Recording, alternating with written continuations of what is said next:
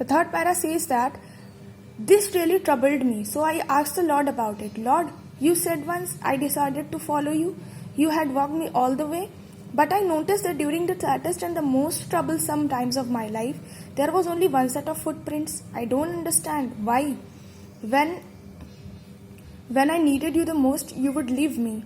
After that, in the second para, we have discussed that at the lowest and the saddest time, the author observed only one set of footprints, and after that he questioned to his Lord.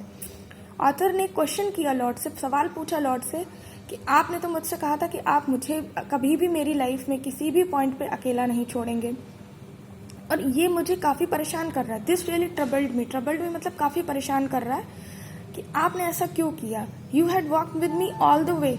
आप शुरू से मेरे साथ हर time पे थे, हमेशा थे, लेकिन मेरे सबसे दुख भरे समय में, सबसे मुसीबत भरे टाइम में आप मेरे साथ नहीं थे. क्यों, कैसे ऐसा कह दिया ऑथर ने? क्योंकि उसे सिर्फ खाली वन सेट ऑफ फुटप्रिंट्स दिखा था. जब वो अपनी लाइफ के सबसे प्रॉब्लम में था, सबसे मुश्किल भरे टाइम पे था, उसे सैंड में सिर्फ एक ही फुटप्रिंट, एक ही सेट फुटप्रिंट का दिख रहा था. तो ऑथर ने सवाल किया, I don't understand why when I needed you the most. तो मुझे ये नहीं समझ में आ रहा कि जब मुझे आपकी सबसे ज़्यादा ज़रूरत थी, यू वुड लीव मी, आपने मुझे अकेला छोड़ दिया. He whispered, my precious child, I love you and will never leave you. After that, Lord replied to the author that, my precious child, मैं तुम्हें कभी भी अकेला नहीं छोड़ सकता. Never ever during your trials and testing. When you saw only one set of footprints, it was that I carried you.